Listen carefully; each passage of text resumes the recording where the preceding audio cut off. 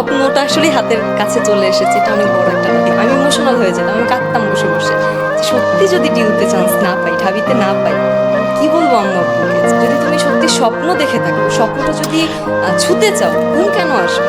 স্বপ্নটা সঠিকভাবে দেখতে হবে, তাহলে কখনোই ঘুম আসবে না। কারণ আমার যেটা মনে হয়, অ্যাডমিশন জার্নিতে যে যত বেশি এক্সাম দিবে, যে যত বেশি রিভিশন করবে, ঢাবি তত তার কাছে না। এত কিছু হচ্ছে, আমি চান্স না পেলে আমি যাবো কই?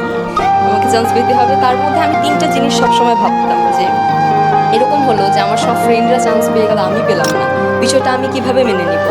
একটা ব্যাপার থাকে। তারপরে দ্বিতীয় আরেকটা থাকে যে হ্যাঁ আমি ফেল করে গেলাম, মানে দেখলাম যে রেজাল্টের দিন দেখলাম আমি ফেল করছি, এটাও তো মেনে নেওয়া আসলে সম্ভব না। তারপরে এমন হলো যে আমি আসলে চান্স পেয়েছি, কিন্তু সাবজেক্টটা আসলে আমি আমার মন মতো পাইনি। তখন এই তিনটা বিষয় সবসময় আমাকে ভাবাতো যে তাহলে একটু এমনভাবেই পড়াশোনা করি যেটা অ্যাকচুয়ালি স্বপ্নটা আমাকে হাতের মধ্যে এনে দিয়ে যাবে, এরকম একটা ব্যাপার। এই ভেবে অনেক পড়তাম, অনেকটাই পড়ার চেষ্টা করতাম। চান্স পাওয়ার পরে তো অবশ্যই আমি আমার ওই গ্রামের কথা যদি বলি, ওই অঞ্চলে একমাত্র এখন ভাবিয়ান। তো এটা হচ্ছে যেই শুনে যে মেয়ে কোথায় আছে, ঢাকা ইউনিভার্সিটিতে আছে, খুব ভালো লাগে। বিশেষ করে যখন এই কোটা আন্দোলনে আমরা তো আসলে ফার্স্ট ইয়ার, আমরা তো হলে যাইনি। হলে যেদিন গন্ডগোল হলো, সবাই ফোন দিয়ে দেওয়া শুরু করছে, মেয়ে কোথায় আছে, মেয়ে কি বাসায়। এই জিনিসটা আমার খুব ভালো লাগতো তখন, যে আসলে খোঁজ নিচ্ছে। আর এখন দেখা যায় স্কুলের জুনিয়র, এলাকার যত জুনিয়র আছে, পরিচিতদের আঙ্কেল আন্টিদের ছেলে মেয়েরা সবাই এখন আসে যে ওকে একটু গাইডলাইন দিও, কোনটা করলে ভালো হবে, তুমি কোথায় কোথায় ছিলে, এই বিষয়গুলো জানতে চাই। এটা খুবই খুবই ভালো লাগে। আর বিশেষ করে যখন আমার মাকে ফার্স্টে এসে বলে যে আমি একটু মেয়ের সাথে কথা বলবো বা কি, তখন আম্মুর চেহারাটা সত্যি মানে দেখার মতো না, ওটা খুবই ভালো লাগে, শান্তি কাজ করে তখন।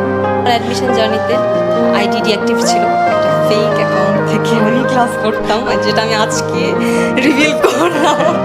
এতদিন সবাই জানতো আম্মুর আইডি, বা আমার একটা ফেক অ্যাকাউন্ট ছিল। তো সেখান থেকে আমি মূলত এডুকেশনের ক্লাসগুলো করতাম। তখন ফ্রেন্ডদের সাথে সেরকম কানেকশন ছিল না। আমার ফ্রেন্ডরাও খুব পড়াশোনা করতো, ফ্রেন্ডরাও কখনো এই মেসেজ দিস না কেন, ওরাও এগুলোর থেকে অনেকটা দূরে ছিল, এই জন্য ওরাও চান্স পেয়েছে আজকে। তো এই জায়গাটা থেকে দূরে থাকবা। যে ফ্রেন্ড দেখবা যে 2 দিন কথা বলো না, দেখে খুব বাজে বাজে কথা বলতেছে মেসেঞ্জারে এসে, এরকম ফ্রেন্ড থেকে দূরে থাকাটাই ভালো, অন্তত অ্যাডমিশন জার্নিতে। কারণ চান্স পেলে সে যদি না পায়, সে এমনিও তোমার থেকে দূরে সরে যাবে। অনেকে আছে ফোনে এত বেশি অ্যাডিক্টেড হয়ে যায়। হ্যাঁ অবশ্যই ফোন চালাও, ব্যাপার না, কিন্তু সেটা যেন আসলে পড়াশোনার ক্ষতি না করে। বন্ধুত্ব অবশ্যই থাকবে, কিন্তু সেটা যেন পড়াশোনার ক্ষতি না করে। এই দুইটা জায়গা যে অনেক বেশি সচেতন। আবার অনেকের একটা সমস্যা থাকে, একদিন পড়ার পরে আগামী 2 দিন পড়াশোনা হয় না। এটা একটা বড় সমস্যা। আমি যেটা মনে করি যে একদিন যখন আমি পড়াশোনা করি, এত বেশি মোটিভেশন আসে, ঘুম খাওয়া বাদ দিয়ে পড়াশোনা করি, পরদিন সেই এনার্জিটা থাকে না পড়াশোনা, 2 দিন ঘুমিয়েই চলে যায়। তো দেখা যায় পরবর্তী 2-3 দিন পড়া হয় না। আমি অনেকের কাছেই শুনতাম যে দোস্ত একদিন পড়লাম, আর তো পড়া হচ্ছে না। আমার এরকম কখনোই হয়নি। রোজ ওই যে একটা নির্দিষ্ট টাইম ছিল, 6টা টু রাত 12টা, এই টাইমে আমার জাগার। ওই 12টার পর আমাকে কেউ পাবে না, আমি ঘুম। সর্বশেষ জুনিয়রদের উদ্দেশ্যে একটাই কথা বলা, ওই আমি আগেও অনেক টপিক এনেছি, রেগুলার পড়াশোনা করতে হবে, অন্যের রুটিন ফলো করা যাবে না, নিয়মিত ক্লাস করো। কোনো কারণে যদি ক্লাস মিস হয়, অবশ্যই সেটা পরে রেকর্ডেড ক্লাস করো। আর যারা এখনও কোচিং সেন্টার চুজ করতে পারো নাই, তাদের একটু সময় আছে হাতে, কম বেশি একটু বাছাই করো, এডুকেশনের ক্লাসগুলো করো। আর সবশেষে এই সময়টা এত সব দিকে না জড়িয়ে একটু পড়াশোনার মধ্যে থাকো, ইনশাল্লাহ তোমাদের সাথে ক্যাম্পাসে দেখা হবে।